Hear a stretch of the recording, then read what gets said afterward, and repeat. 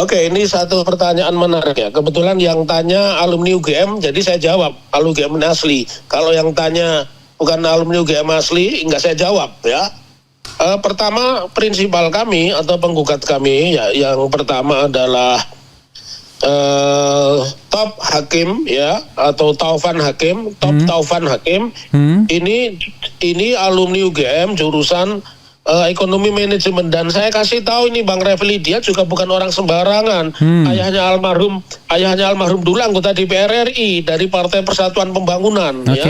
Ayahnya dulu itu seorang anggota DPR RI dari fraksi Partai Persatuan Pembangunan. Kemudian yang kedua, Bangun Sutoto, ini dia itu jurusan FISIP, Fakultas Ilmu Sosial dan Politik. Nah, background dari keduanya, yang pertama itu seorang akuntan ya, kemudian yang kedua Bangun Sutoto ini seorang guru ya, dia guru, memiliki sekolah, memiliki murid begitu ya.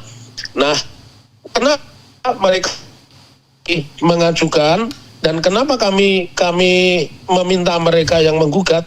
Karena pertama, alumni UGM otomatis ketika dipertanyakan legal standingnya, tentu mereka punya legal standing karena yang digugat itu core-nya adalah UGM. Itu yang pertama.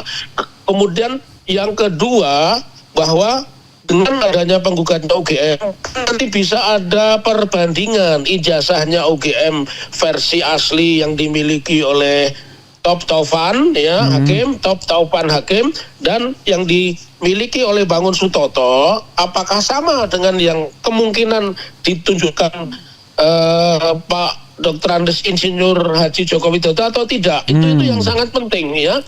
Lalu kenapa citizen lawsuit, kenapa UGM ini mengajukan, dua alumni UGM mengajukan? Karena gugatan citizen lawsuit ini bukan gugatan class action, bukan gugatan perwakilan, bukan gugatan kelompok, tapi gugatan warga negara yang satu, dia adalah alumni UGM, berarti dia orang Indonesia. Yang kedua, dia membayar pajak ya. Yang ketiga, mereka keduanya memiliki hak politik, termasuk di sini adalah meminta kejelasan. Karena citizen lawsuit itu adalah tidak ada di situ gugatan perbuatan hukum, tidak ada di situ deskripsi karena melakukan perbuatan melawan hukum maka harus membayar sejumlah kerugian, itu tidak ada, melainkan bahwa dalam situasi yang genting seperti ini, kacau balau seperti ini, kenapa? Satu, Joko Widodo tidak bersikap, yang notabene dia adalah penasihat di dalam dan antara, artinya dia juga pejabat negara. Yang kedua, UGM sebagai institusi itu juga institusi negara. Yang berikutnya, Rektor UGM juga negara, Wakil Rektor 2 juga pejabat negara, dan di kepolisian itu juga institusi publik. Nah, pertanyaannya ini saya tanya sendiri, kenapa kami mengajukan itu, saya jawab sendiri ya. Jangan diintercept Bang Refli. Nanti kalau diintercept saya putus, nanti kalau diintercept saya galak sekarang. Kalau diintercept saya putus. Soalnya sekarang banyak yang namanya unlawful interception soalnya. Jadi kenapa karena kita sudah membidik, ini bagian dari strategi. Kita ajukan PMH di Sleman 2 kali ditolak, di Surakarta yang pertama ditolak, di Jakarta Selatan, Jakarta Timur, bahkan di Pengadilan Tata Usaha Negara pun di Jakarta. Oleh karenanya kita menggunakan satu strategi lain, di mana di dalam kekacauan seperti ini, satu, mereka itu punya legal standing, orang Indonesia, alumni UGM, dan yang ketiga nih yang penting, mereka itu membayar pajak. Jadi kita sertakan bukti NPWP mereka. Oleh karenanya seorang warga negara yang sah, yang memiliki hak politik, yang memiliki kewajiban dan memenuhi kewajiban negara membayar pajak, sudah dengan sendirinya suara mereka didengar. Dan negara ini akan menjadi tidak bagus ketika ada problematik yang lebih tentu akan menjadi presiden buruk kalau negara tidak bisa menyelesaikan, dan itu akan menjadi legacy yang tidak bagus ya. Nah, jadi itu argumen kritisnya, argumen pertimbangannya, kita mau head to head antara penggugat prinsipal. Saya make it clear. Yang digugat itu adalah satu, Pak Jokowi atau UGM? Satu, yes. Oh, Pak Jokowi. UGM Pak Jokowi dulu, Pak Jokowi dulu. Dua? 2 rektor. Rektor UGM. Iya, rektor. Ya. Oke. 3. Yang ketiga, wakil rektor 2. Wakil rektor 2. Iya. UGM ya. Yang keempat itu adalah Kepala Kepolisian Republik Indonesia. Kapolri. Iya. Yang kelima itu turut tergugatnya adalah Universitas Gadjah Mada sebagai entitas pendidikan. Begitu Bang Refli. Oke, jadi 5 yang tergugat ya. Yes. 4 tergugat, 1 turut tergugat, jadi 5 semuanya ya. Betul. Oke, nah Pak Taufik ya. Yes. Dari semua tergugat tersebut itu menyampaikan jawaban semua atau hanya pihak tertentu saja dari 5 itu? Oke, ini satu pertanyaan menarik ya. Jadi dari tergugat 1, 2, 3, dan 4, aku ulang kembali biar netizen itu paham. 1 tergugat 1 Dr. Andes Insinyur Haji Joko Widodo, kemudian yang kedua Rektor Universitas Gadjah Mada, yang ketiga adalah Wakil Rektor 2 Universitas Gadjah Mada, dan yang keempat Kepala Kepolisian Republik Indonesia, serta turut tergugatnya Universitas Gadjah Mada sebagai institusi. Semua memberikan jawaban. Namun seperti tadi di muka kami jelaskan, jawaban Mabes Polri tidak dibahas sama sekali karena Mabes Polri hadir di persidangan kelima. Sementara pembukaan sidang pertama, mediasi 1, 2, 3 dia tidak hadir. Terus pada saat kami membacakan gugatan tidak hadir, dan itu sesuai dengan hukum acara perdata itu tidak perbolehkan. Itu yang saya bilang punya nilai akademis. Jadi ini memang memiliki satu konstruksi pertimbangan yang menarik, dan mudah-mudahan harapan kami ini mencerahkan seluruh bangsa Indonesia. Itu Bang Refli. Oke, nah sekarang bagian ngeri-ngeri sedapnya ya, pembuktian. Apa tuh? Yes. Dijelaskan juga kepada pemirsa ya, kepada Sobat RH, bahwa dengan ditolaknya eksepsi pihak-pihak yang disebutkan tadi, terutama pihak Joko Widodo, maka sidang citizen lawsuit ini akan masuk pada tahap pembuktian. Benar. Apa yang mau dibuktikan dan apa petitum yang dimintakan oleh Pak Taufik? Silakan Pak. Oke, yang pertama kita ajarkan kepada masyarakat di ruang publik ini ya, Sobat RH ini, pertama kewajiban beban pembuktian, karena kami adalah penggugat maka beban pembuktian ada di kami. Kami tentu akan membuktikan keresahan, kerugian negara yang begitu besar, berlarut-larut, itu yang akan kami buktikan, dan itu sangat mudah ya. Baik itu sikap dari Komisi Pemilihan Umum, sikap dari Komisi Informasi, dan kemudian KPU Kota Surakarta, KPU Provinsi DKI, dan kemudian KPU Jakarta atau KPU Pusat, itu semua akan kita sampaikan di dalam pembuktian. Nah, tadi saya mengatakan bahwa substansi dari gugatan ini adalah negara harus mengambil alih, keresahan negara harus bertanggung jawab atas tidak terselesaikannya informasi atau kejelasan dari pendidikan seorang presiden, begitu, yang sekarang masih juga menjabat. Jadi oleh karenanya tadi di awal bahwa basic kami sekarang berbeda, penggugatnya keduanya kebetulan alumni UGM. Tentu di awal kami ingin mengatakan setiap warga negara ketika dia berada di persidangan dan ketika dia diminta untuk hadir di persidangan, dia harus menjawab dan dia harus hadir. Dan karenanya prinsipal kami selalu hadir di dalam persidangan, dan prinsipal kami juga akan membuktikan ijazah.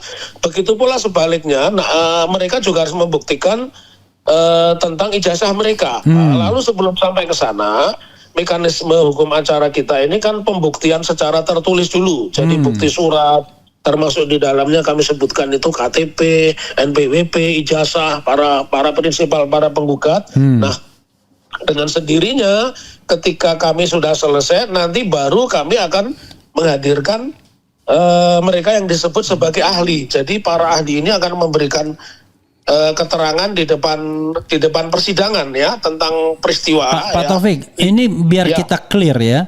Persisnya kata-katanya apa? Petitumnya itu minta apa? Ya, petitumnya yang pertama minta kepada Dr. Andes Joko Widodo, Dr. Insinyur Joko Widodo menunjukkan ijazahnya, karena beliau mengaku insinyur dan tidak pernah membantah, terbukti beberapa orang sudah dipenjarakan, dia harus mengeluarkan itu. Kemudian Universitas Gadjah Mada yang mengakui bahwa yang bersangkutan ini alumni UGM harus ditunjukkan. Begitu juga wakil rektor yang menceritakan sejarah ketika masuk, mendaftar, membayar SPP, ikut KKN, skripsi, ya, wakil rektor 2 dia juga harus menyampaikan itu semua di depan publik. Dan otomatis kepolisian yang menyimpan ijazah di dalam semua informasi itu tegas disampaikan oleh Divisi Humas, ya, yang dikutip oleh sejumlah media itu mengatakan telah menyita. Oleh karenanya semua hal yang karena ini sudah wilayahnya wilayah pengadilan, maka itu semua harus disampaikan di depan sidang. Dan yang paling menarik harus menyampaikan permintaan maaf itu Bang Refli di poin berikutnya. Oke. Ya. Jadi permintaannya adalah ijazah itu ditunjukkan, ya. Kemudian menyampaikan permintaan maaf. Permintaan maaf, benar. Lah, lalu pembuktiannya bagaimana? Kan pembuktiannya harusnya sudah menunjukkan ijazah. Iya, pembuktiannya, pertanyaannya apakah mereka punya nyali untuk membuktikan ijazah? Kalau saya sebagai penasihat hukum Dr. Tifa, saya penasihat hukum Rismon dan Resuryo di depan pemeriksaan kepolisian saja mereka tidak bisa menunjukkan, padahal sudah menetapkan tersangka. Maka keyakinan kami mereka tidak akan berani untuk menunjukkan. Dan inilah menjadi problem begitu. Ini bukan soal yang mudah, buat kami itu soal mudah karena prinsipal kami memang UGM. Jadi kita juga pasti punya skripsi, kita pasti punya transkrip nilai dan sebagainya, dan tentunya kita puncaknya klien kami akan membuktikan punya ijazah. Begitu Bang Refli. Itu mekanisme persidangan, ya. Kan jadi kita itu, ya. Bisa tagih nih kepada Jokowi agar dia menghadirkan ijazah yang sokol katanya asli tersebut kan. Yes. Baru-baru ini dia wawancara lagi, itu nanti ditunjukkan di pengadilan. Jangan-jangan dia tidak update citizen lawsuit ini mungkin. Ya mungkin pengacaranya juga tidak update itu mungkin karena pengacaranya terbagi 2 kan, Jakarta dan Surakarta begitu. Oke, ya. Tapi begini Pak Taufik ya, ada nggak celah bahwa nanti pembuktian itu tidak sampai pada sebuah kewajiban untuk menyampaikan ijazah yang sokol asli. Lalu karena tidak pernah ditunjukkan yang sokol asli tersebut, hakim tidak bisa juga memutuskan untuk mengatakan ini asli atau tidak asli. Bagaimana? Ya, ini satu pertanyaan menarik. Mudah kami akan jawab. Kami sudah menganalisa dan mempertimbangkan serta mengantisipasi kemungkinan besar para tergugat hanya akan menunjukkan berita acara penyitaan. Tetapi itu kan berita acara, bukan ijazah. Itu dan saya yakin itu. Oleh karenanya di dalam optimisme kami, walaupun pada awal mendaftarkan selalu suaranya cibiran begitu ya, terutama media-media nasional itu mencibirkan, hampir semua media nasional itu nongkrongnya hingga hari itu di Kutai. Tempatnya Pak Jokowi di Kutai ya, di Jalan Kutai Kertanegara. Jadi kami tidak pernah pesimis karena kami sudah mengkalkulasi, kami menghitung bahwa kami yakin gugatan kami ini akan lolos. Salah satu prinsip terpenting gugatan kami ini lolos, saya yakin majelis hakim juga berkepentingan ingin melihat ijazah dan ingin mewakili kedahaganya bangsa Indonesia tentang keberadaan ijazah dan keyakinan UGM yang mengatakan yakin dia itu alumni begitu. Ini kan tidak mudah juga begitu. Karena saya meyakini nanti yang ditunjukkan itu berita acara. Mereka tidak akan berani menunjukkan ijazah, kopi atau apapun karena ahli kami, saksi kami, orang-orang yang berkompeten dan mengerti tentang mekanisme membuat karya tulis akademis berupa skripsi, dan mereka juga mengerti bagaimana proses dibuatnya nilai serta sampai kesimpulan pada transkrip begitu Bang Refli. Oke, tentu orang bertanya-tanya ya, siapa ahli yang akan disertakan atau diajukan oleh pihak Pak Taufik? Iya. Oh, ini satu pertanyaan bagus. Yang pasti kami akan menghadirkan Dr. Engineer Ridho MSc. Itu pasti kami akan hadirkan. Ya. Ridho Rahmadi. Iya, Ridho Rahmati. Bukan Ridho Irama. Bukan. itu yang lain itu ya. Jadi kemudian yang kedua, kami juga sesuatu yang tidak diduga. Kami akan menghadirkan Profesor Dr. Profesor Dr. Sri Bintang Pamungkas PhD. Pak Bintang ini kan alumni Jerman, pendidikannya luar biasa. Beliau ini bersahabat dengan kami. Beliau akan kami hadirkan juga. Dan tentunya dalam konteks apa kalau Pak Bintang? Kalau Ridho Rahmadi konteksnya dia kan ahli artificial intelligence juga ya. Ya. Kemudian kalau Pak Bintang ini akademisi, beliau kan dosen ya, beliau kan dosen UI. Jangan lupa beliau pernah dicopot di masa Pak Harto, kemudian direhabilitasi di masa Pak Habibie, dan beliau orang yang ngerti bener kan proses mekanisme. Beliau alumni ITB S1, S2 ITB, S3-nya Delft Jerman, tentu dia sangat paham itu Bang Refli ya.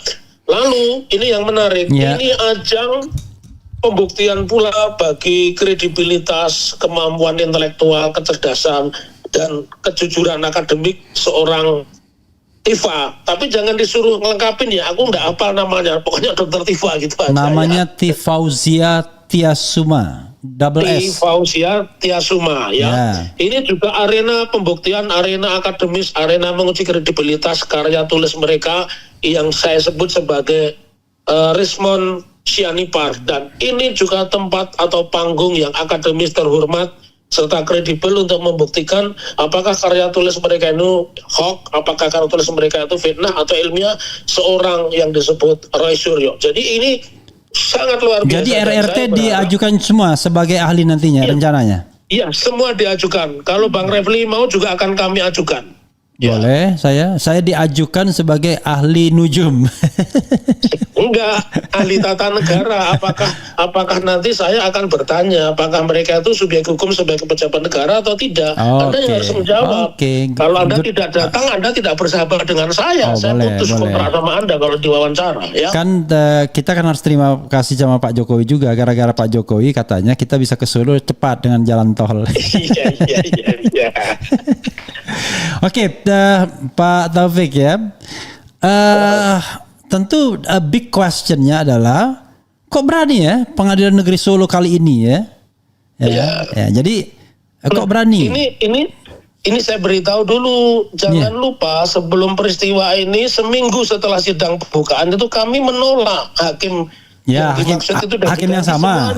Ya, komposisi hakim yang sama. Itu diganti karena ini menunjukkan bahwa Pak Satibi ini yang juga seorang doktor ini, dia juga dia punya nilai-nilai independen, dia punya nilai-nilai akademis, dan yang pasti dia punya integritas yang tinggi karena dia mau menjalankan mekanisme persidangan itu tidak di bawah tekanan politik. Saya meyakini bahwa pasti beliau itu juga ada tekanan politik dan tekanan administrasi serta yang lain-lain. Begitu Bang Refli ya. Sidang berikutnya kapan Pak Taufik dan agendanya tanggal 23 Desember, jadi itu hari Selasa ya.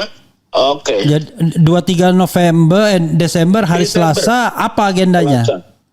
Agendanya pembuktian tertulis dari penggugat. Oke, belum menarik dong untuk dihadiri. Nanti waktu ahli-ahli aja kan?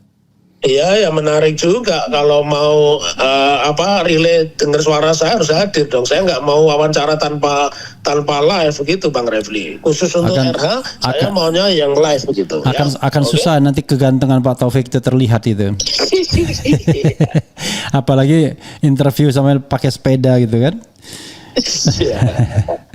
Pak Taufik, ini short comment from you mengenai GPK, tapi sedikit aja karena kita tahu bahwa kita tergabung dalam tim lawyer yang sama dan ternyata klien kita mendapatkan undangan untuk gelar perkara khusus ya. Jadi pakai telur ini pastinya kan. Nah, tetapi kita harus pahami juga bahwa memang ini diajukan oleh dua pihak ya. Egy Sujana pengacara Egy Sujana, tim Egy Sujana, dan kemudian tim TAKA ya, tim anti kriminalisasi aktivis dan akademisi dan aktivis ya. Nah, tetapi yang diundang prinsipal ya. Nah, kebetulan itu prinsipal kita ya, memang ada crossingnya juga dengan tim-tim lain. Tetapi intinya whatever it is, saya ingin minta komentar singkat dari Pak Taufik in general lah, karena kita kan belum spesifik, kan kita harus merapatkannya dulu dan lain sebagainya. Silakan Pak Taufik. di dalam hukum acara pidana kan ada gelar secara umum, gelar perkara, baik dari lewat proses penyelidikan, kemudian penyidikan, penetapan tersangka, itu semuanya lewat mekanisme gelar. Dan hari ini yang terjadi ini menurut saya ini gelar yang kali kedua, gelar khusus. Gelar khusus itu apa? Gelar atas permintaan pelapor yang merasa hak-haknya ada yang ditinggalkan. Tetapi saya ingin mengapresiasi, namun saya tidak punya rasa optimisme itu Bang Refli, bahwa karena kami punya pengalaman. Tanggal 9 Agustus kami hadir.